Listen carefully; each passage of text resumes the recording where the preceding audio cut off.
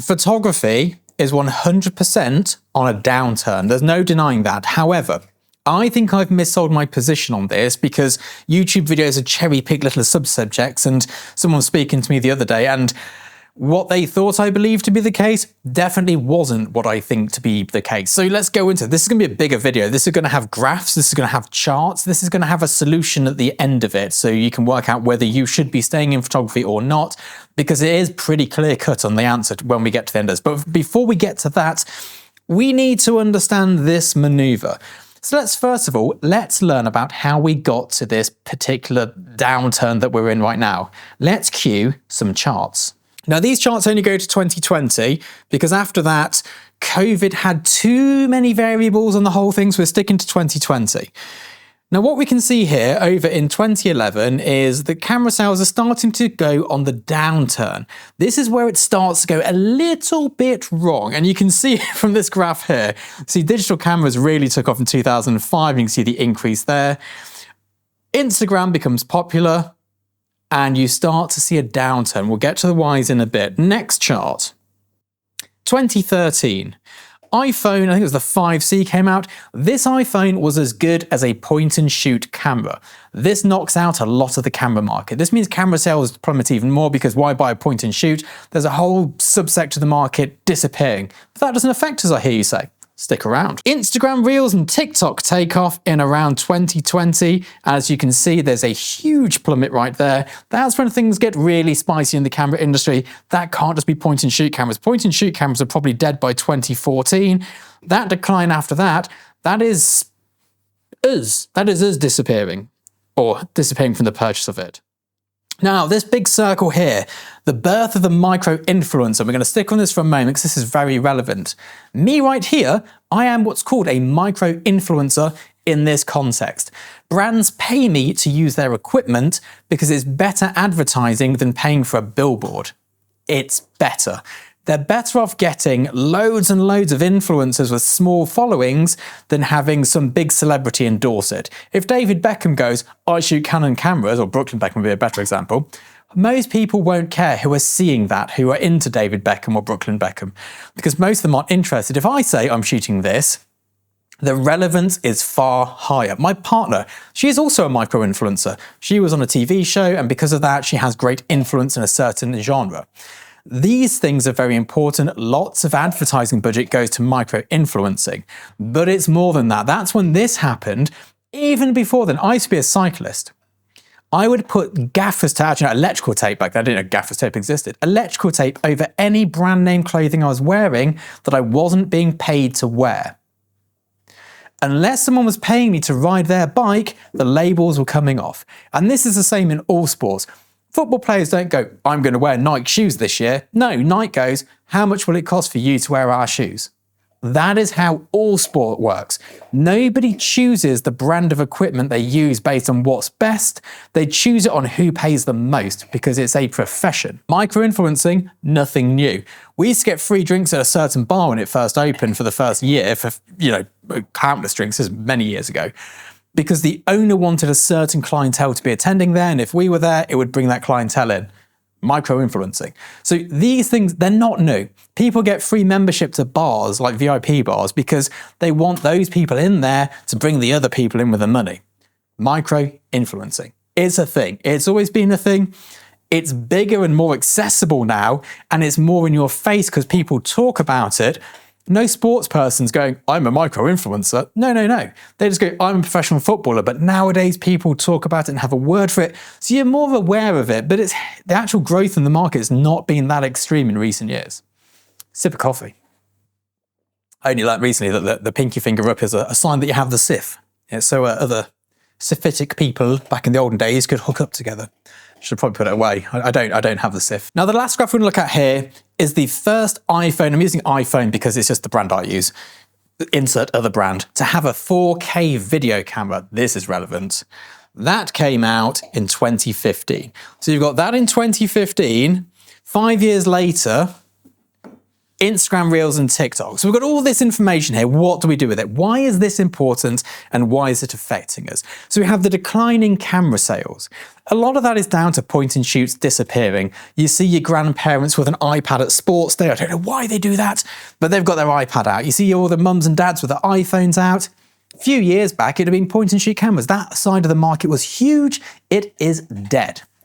But since it died, the professional camera sales have also gone down, and that's because there are fewer of us. However, everyone says there's more competition than ever. That's a different video altogether, but that's down to, well, actually, no, let's deal with it here. It's the same with you thinking micro-influencers are everywhere. They've always been everywhere. It's just that everybody shouts into the echo chamber that is social media here, like me. And because of that, it feels like they're everywhere. And also, this is not the first time photography's been over. It's been over many times. It's changed in my career many times. My job today is not what it was when I started, and it's definitely not what I thought it would be. But we've got the birth of social media, which has produced a huge quantity of photography jobs. Huge quantity. The work it generates is insane. There are so many more photography jobs out there today than there were before social media. I'm literally, like last week I shot a campaign for social media. Today, if I'm hoping to get this video done, so it will still be today, we are shooting content for social media all day. And this is a test shoot. I say test shoot, it's called a pre-light day. It's a pre-light day that we're then going to replicate for the next 6 months, weekly. So that's a big chunk of work for a campaign. So we've got camera sales dice, iPhones come out, and this is the perfect storm when social media becomes available. You don't need point and shoot stuff anymore to document the day-to-day because you've got your phone. That means anybody can do it, which, to be fair, they could with a point and shoot anywhere, but there was no output for point and shoot. Your point and shoot pictures went on a USB stick, which then somebody lost and you never saw the images again. Most pictures taken on a point and shoot, I would hazard a guess, are lost because nobody backs up digital properly. So that's all happening. Then there's the birth, and this is where it really changes, of Reels and TikTok. And in 2020, they both took off. 2020 marks the pivotal point. And we also had a worldwide pandemic, wars, financial crashes, all in 2020. With this, the entire world and the entire dynamic changed. What people want from marketing changed. And to be honest, I approve. People want realness. They want the IRL, the in real life. We've talked about that in another video. They don't want a polished photo shoot showing up on their social media.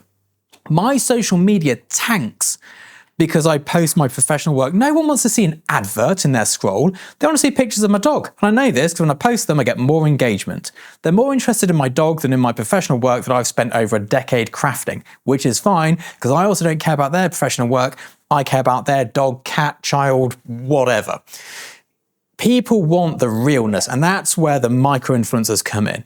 Using phones, I mean, we shot loads of adverts on phones last year for YouTube because people don't want to see a polished video. This is too much. Like, I know I've tried to make it messy in the background to make it more relatable, but if I shot this like I would shoot an advert, you wouldn't want to watch it. It'd be too much. There'd be, if I cut out every mistake I make, it's too perfect. These are the things that people want nowadays because during that period, people just wanted and craved some realness. And I'm all for that. So with this, there's been the decline in the professional photo stills shoot. There's still the billboards, they've not gone away. There's still the magazines, like all of these things have remained, but there's been a change. There's an added element. The added element is this, it's moving image. Every campaign we shoot has moving image because they want the billboard to match the socials. They want the socials to match the digital POS. They want all of it to work together. And this is at the top line, which is where we're working. Then below us, which is where the average photographer would have sat, micro-influencers using their phones to sell the Sunny Delight, whatever brand it is. Going, this is what we're drinking today, we're off on a run, here's my family, whatever it may be. That's what they're doing. The top end is still there, and it's not changed drastically apart from the addition of video. And we'll get to that in a bit, including pricing, because that has changed drastically. But this mid-level is the micro-influencer. If you're an average photographer today, you're 100%.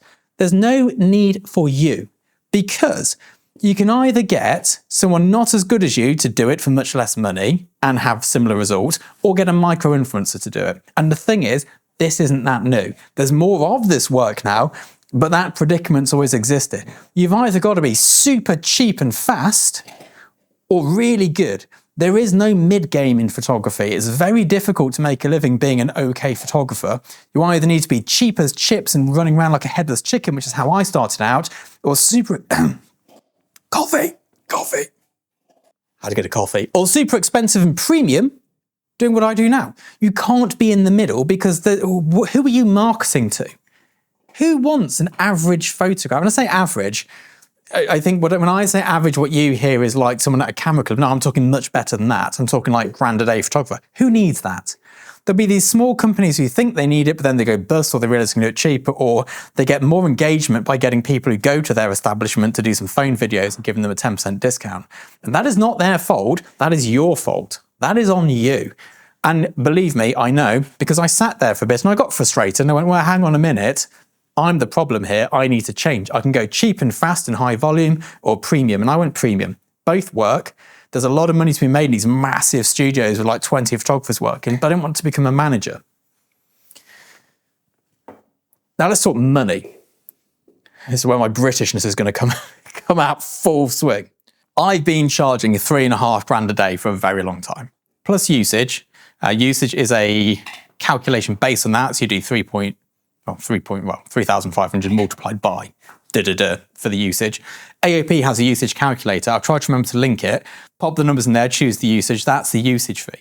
Now, the £3,500 is kind of an irrelevant figure because it's not a lot of money for a day's shooting, but it is the multiplier, which is a big thing. Now, I've been charging that for a very long time. My cost of doing business has gone up significantly. My cost of living has gone up significantly. My day rate has remained. I've tried upping it and people say no. My day rate today should be £7,200 a day. Nobody's paying, well, they'll pay the day rate, but they won't pay the usage based on that. So that's a problem. That means I am poorer than I should be. Thankfully, photography is pretty lucrative and I earn more than I need to. So that it's not a major deal breaker, but let's just put that out there to start with, because that is a thing. Now, I'm in the UK, so change your numbers accordingly. In America, the day rates are higher, but the cost of living is higher as well. Elsewhere, the day rates are lower, cost of living is low. It kind of balances out most of the world. Some places you do better, some places you do worse. It's not a bad job in the UK being a commercial photographer if you're getting working. But that's where that is. So this year, I made more money as gross. My overheads were higher, my profit was lower, and my cost of living was higher. But that's not just in our industry. Look at my girlfriend's industry. She has a baking company which deals with chocolate. Look at this graph here from her Instagram post. The cost of chocolate is astronomical. We used to get free chocolate at home. There's no free chocolate at home anymore. It's too expensive. I might as well be eating gold bullion for all it mattered. This is not a photography-specific issue, this cost of living crisis. This is just global. So kind of park that there, but be aware of it too. So what on earth do we do? We've got this cost of living crisis. We've got prices not going up, but overheads drastically going up. My electric bill last month was more than the entire first year in this studio. That's how expensive it was. So there's that going on. We've got this new trend of work. How do we stay in this industry if we want to? Can we stay in this industry if we want to? And the answers are resounding yes. Yes, we can. Yes, we can stay in this industry if we want to be, in my opinion. This is opinion, not fact-based, because I've not been to the future yet. You've either got to have a huge studio running shoots out of it every single day, really cheap, really high volume to keep it running. That would work. That is definitely a business plan I think would work.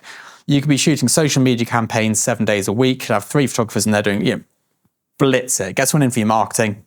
Great idea. That's exactly what I would do if money was my main focus. However, I have a bit of a toxic trait in that although I like to be very good at things, I'm not financially motivated, which is very frustrating for those who live with me, especially when I turn down jobs regularly. But you can also make a very good living. And despite the fact it's not as good as it was, granted, it's still a very good living. I make more than my friends who are doctors. And I shouldn't. Let's just put that right out there. There is no way that we should make more than doctors, but we often do. Not all doctors. Some doctors make a fortune. Not all photographers. Some photographers make a fortune, but we do make good money. It is a lucrative career still. And it's not changing in that sense. It's not as lucrative, but to be honest, we were overpaid, maybe. Were we? I mean, take what you get. It's a you know, that's the game we're in, isn't it, really? We shoot adverts for corporate companies who make billions. We should be getting paid. They should not be profiting off our art. But on the flip side, you compare it to a nurse, a policeman, someone doing a real job, a proper job with actual meaning, or even a documentary photographer who's doing like the good work, putting up the good fight. There's me selling cans of pop to give people diabetes. You know, it's a tough sell in the old ethics department, but I enjoy it. And I've always said from a very young age, I will only do what I enjoy. And because of that, I do photography. I love doing photography. Even if it came down to a minimum wage job, I'd still be here shooting. And that's the question you need to ask yourself. Are you doing it just for the money? Because if so, there's no guarantee that that will be the case forever. Or do you do it for the love? I do it for the love. I do it for the love. You can give me 20 grand a year, I'd still be doing this. You know, maybe I'd have to have a weekend job, you know, because other, you know, things I have to deal with. But then, you know, my particular situation, I have a YouTube channel, which is reasonably lucrative for what it is. I have another company, which is lucrative, and it's not. So it's all good me sitting here going, I'll do it for minimum wage. I don't have to, because I do have other income streams. So that is a privileged position to be saying that. And I think you need to know that before you take my advice of going, well, I'd do it for minimum wage. Easy to say when you know where your next meal is coming from.